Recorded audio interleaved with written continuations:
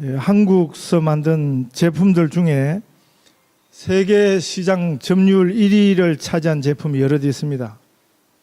올림픽에서 금메달 맡아놓은 종목인 양궁 경기에 쓰이는 활도 한국서 만든 제품이 전 세계에서 가장 많이 팔리는 활이랍니다. 반도체도 한국 반도체를 알아주고요. 야외용 가스 버너에 들어가는 그 부탄 가스도 한국산 제품이 세계 1위랍니다. 식품류 중에서는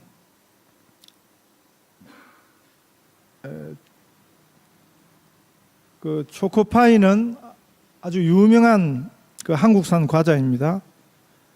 지난번 제가 원주민 선교차 갔을 때 가져갈 것이 없냐 하고 그 사역하시는 선교사님에게 물었더니 다른 과자는 원주민 아이들도 하도 많이 먹어서 안 좋아한대요. 그런데 어른 아이 할 것 없이 좋아하는 게 있는데 한국산 초코파이라 그랬습니다. 그래서 저희들이 한가득 싣고 가서 선물로 주고 왔습니다. 한국산 라면도 전 세계적으로 알아주는 인기 식품입니다. 그 중에서도 제일 많이 팔린, 세계에서 제일 많이 팔린 라면 회사 그 TV 광고 장면에 오래됐습니다마는 형님 먼저 아우 먼저 하는 그런 유명한 라면 광고가 있었습니다. 기억하시는 분들이 있으시죠?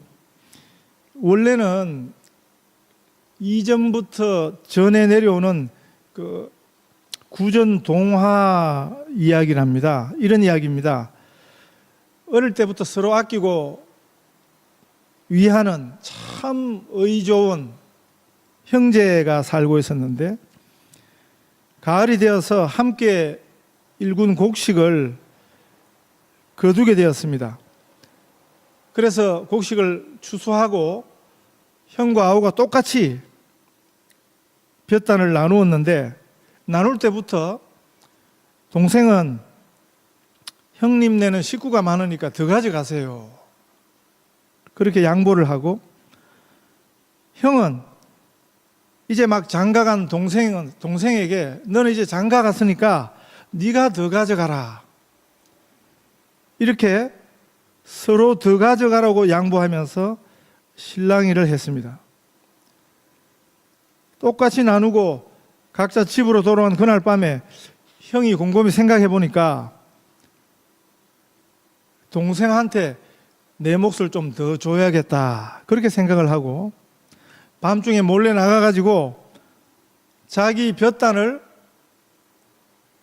얼만큼 동생 볕단 위에 올려놓고는 아주 기분 좋게 집으로 돌아왔습니다. 그런데 동생도 똑같은 생각을 했습니다. 아무래도 형님은 식구도 많고 부모님도 모시니까 양식이 더 많이 필요할 거야. 그래서 자기 볕단을 형님 볕단 위에 더 올려놓고 그렇게 각자 들어왔는데 다음날 아침에 보니까 자기 볕단이 하나도 줄지 않은 거죠. 형도 그렇고 동생도 그렇고. 그날 밤에 또 똑같이 형도 자기 볕단을 동생에게 떼주고 동생은 또 동생대로 자기 볕단을 형 것 위에 떼주었는데 그런데 아침만 되면 줄어 있어야 할 볕단이 그대로라는 거죠. 그렇게 며칠이 흘렀습니다. 어느 날 밤에 희미한 달빛 속으로 누군가 볕단을 가져오는 것을 형이 먼저 보았습니다. 자기 동생이었습니다. 동생은 자기 형이 그렇게 한 것을 알게 되었고요. 그래서 나온 유명한 말이 형님 먼저 아우 먼저, 이 참 아름다운 말이지요. 형님은 형님대로 그 아우를 생각하고 아우는 아우대로 그 형을 생각한다는 형제간의 아주 우애 깊은 아름다운 사랑 이야기입니다. 사랑은 서로를 배려하는 것입니다. 하나님의 나라가 바로 이런 나라라고 성경이 가르쳐 주십니다. 서로 배려하는 곳이 하나님 나라고, 또 하나님 나라의 가장 온전한 모형인 교회도 꼭 같은 것입니다. 옛날부터 전해오는 이야기는 한국에만 있지 않고 세계 나라마다 다 있습니다. 제가 그 출처를 알아보니까 그동안 잘 몰랐는데 그 이야기는 이미 제가 알고 있는 이야기인데요. 천국과 지옥 이야기 들어보셨습니까? 근데 그게 어디서 나왔는가 뒤져보니까 일본에서 나온 거랍니다.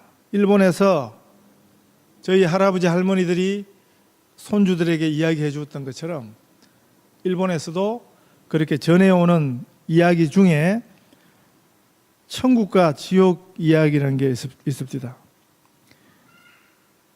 지옥에 가니까 식사 규칙이 있는데 절대로 손으로 집어먹어서는 안 되고 젓가락을 일본말로 와리바시라 그러잖아요. 젓가락을 써서 음식을 먹어야 되는 규칙이 있더랍니다. 그런데 문제는 그 젓가락 길이가 1m쯤 되는 거랍니다. 1m쯤 되는 젓가락 가지고 음식을 먹어집니까? 그러니까 지옥에 가니까 광경이 음식이 없어서 굶어 죽는 게 아니고 음식은 지금 잔뜩 앞에 두고도 그 1m 되는 젓가락 가지고 낑낑대고 애만 쓰다가 그냥 침만 줄줄 흘리다가 결국은 음식을 눈앞에 두고도 하나도 먹지 못하고 배고파서 영원히 죽어가는, 그렇다고 당장 죽는 것도 아니에요. 죽음이 없는 곳입니다. 영원히 죽어가는 그 굶주림의 고통 속에서 그런 바짝 말라서 굶어 죽어가는 사람들로 바글거리는 곳이 그게 지옥이더래요. 지옥이 참 무서운 곳이지요. 그런데 천국에서도 젓가락 길이는 지옥하고 똑같대요. 그런데 음식을 앞에 두고 굶어 죽어가는 지옥하고는 다른 게 있더랍니다. 천국에서는 모두가 풍족하게, 아주 배부르게, 아주 맛나게 먹더라는 것입니다. 그 이유는 아주 간단합니다. 눈치채셨죠? 천국에서는 그 길다란 젓가락 가지고 서로를 먹여준다는 거죠. 일본에서 나온 이야기라서 조금 기분은 나쁘지만 이 교훈은 참 성경적이다. 네, 참 성경적이다. 시편 133편 1절에 보면 형제가 연합하여 동거함이 어찌 그리 선하고 아름다운고, 이런 말씀이 있습니다. 세상에서 아름다운 모습이 있다면 서로를 배려하는 것입니다. 사랑하는 것입니다. 초대교회의 특징은 이런 배려가 있었습니다. 이런 아름다운 교제가 있었습니다. 그들은 예수 믿고 성령님을 만나고 난 다음에 함께 모여서 떡을 떼고 하나님을 예배했습니다. 함께 음식을 나누었습니다. 뿐만 아니라 물건도 함께 나누었었습니다. 그 진짜 한 가족이 된 거지요. 이게 뭐냐면 사실은 공산주의라는 말의 진정한 의미입니다. 진짜 공산주의 이론은 그 굉장히 좋은 거예요. 함께 나누는 것입니다. 그 이론의 실제가 사실은 성경 속에 있습니다. 초대교회의 삶의 모습 속에 있습니다. 우리가 아는 공산주의 그건 진짜가 아니에요. 공산주의 혁명을 했더니 혁명 왜 했습니까? 부자를 뒤집어 엎어가지고 가난한 사람을 위한 혁명, 그런 기치를 내걸고 혁명을 했는데 결과는요, 더한 놈들이 나왔습니다. 부르주아, 지배계급을 내어몰고 혁명을 했는데 결과는 초부르주아가 나왔습니다. 인민을 위하고 백성을 위하는 신용만 했지 소수 몇 명이 전체 것을 다 집어먹는 이 악마적 형태가 우리가 보는 공산주의입니다. 그 대표적 예가 북한이고요. 그런데 교회가 이 원래 교회의 모습, 원조 교회의 모습을 잘 지켜왔더라면 아마 공산주의 같은 사생아는 나오지 않았을 것입니다. 공산주의는 사상적으로 기독교의 사생아입니다. 기독교에서 나온 것입니다. 그런데 잘못 나온 거죠. 공산주의 이론의 창시자 칼 막스는 기독교 가정에서 자랐습니다. 소련의 유명한 공산주의자 스탈린도 신학생이었습니다. 목사 아들이었습니다. 하다못해 북한 김일성이도 한국교회 초대 기독교 집안 출신입니다. 그 아버지는 김형직이라는 사람인데 선교사가 세운 숭실 전문학교 출신이고요. 그 어머니는 강반석이라는 권사입니다. 김일성 외할아버지는 강돈욱이라는 사람인데 평안남도 만경대 지역교회의 장로였습니다. 이 기독교의 모판에서 자풀떼기가 자라서 된 것이 공산주의입니다. 천국의 지상 모형으로 우리 예수님께서 세우신 우리 교회가요, 바로 되어야 하는 것입니다. 우리 교회가 진정 교회 되도록 우리가 열심히 노력해야 되는 것입니다. 우리 수준으로 살면 안 되는 것입니다. 우리 함께 부른 찬송 2절이 예수님처럼 바울처럼 그렇게 살 수는 없을까? 남을 위하여 당신들의 온몸을 온전히 버리셨던 것처럼 주의 사랑은 베푸는 사랑, 값없이 거저주는 사랑. 그러나 나는 주는 것보다 받는 것 더욱 좋아하니 나의 입술은 주님 닮은 듯 하나 내 마음은 아직도 추하여 받을 사랑만 계수하고 있으니 예수여 나를 도와주소서. 예수여 나를 도와주소서. 로마서 후반부의 주제는요, 오직 믿음으로, 오직 하나님의 은혜로 구원받은 우리는 이제는 이렇게 살아야 된다. 구원받은 자가 어떻게 살 것인가, 그 삶의 지침을 가르쳐 주는 것이 로마서의 후반부입니다. 구원받은 자들의 모임인 교회가 이런 교회가 되어야 한다고 가르쳐 주고 있습니다. 이것이 교회입니다. 교회의 교제, 교회 만남의 축복은 서로 만나서 배려하는 만남입니다. 거칠 것을 형제 앞에 두지 말라고 말씀하십니다. 먹는 문제, 마시는 문제, 이런 문제 때문에 형제를 걸려 넘어지게 하지 말라고 말씀하십니다.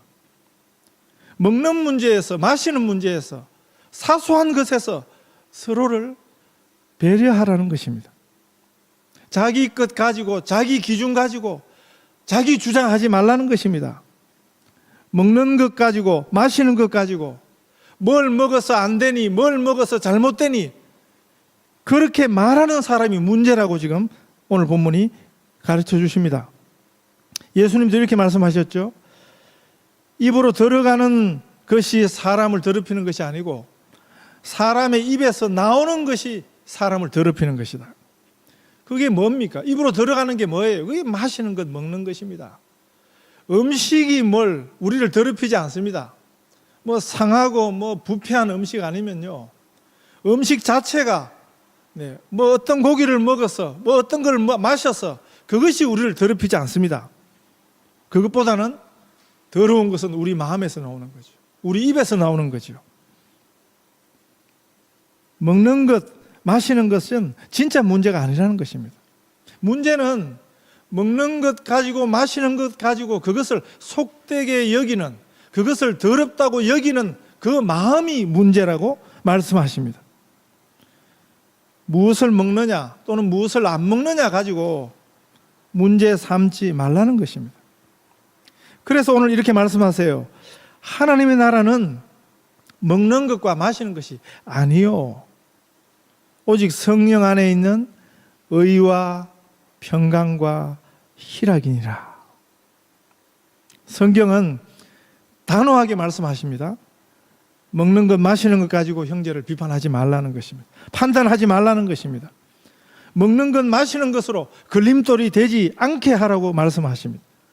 한마디로 말하면 서로를 배려하라 하는 것입니다. 음식 자체가 속된 것이 아니고 음식을 속되다 말하는 그 사람이 속되다고 말합니다. 이게 아주 놀라운 믿음의 원리입니다. 돈도 그렇습니다. 돈을 잘못 쓰는 사람이 나쁜 것이지 돈 자체가 나쁜 게 아니에요. 돈을 나쁘게 쓰는 사람이 문제인 것입니다. 하나님의 기준으로 보지 않고 자기 기준으로 보니까 그래서 문제인 것입니다. 니체라는 유명한 철학자가 있는데 하나님은 죽었다, 하나님은 없다 하고 소리쳤습니다. 그렇게 큰 소리로 떠든다고 하나님이 죽었습니까?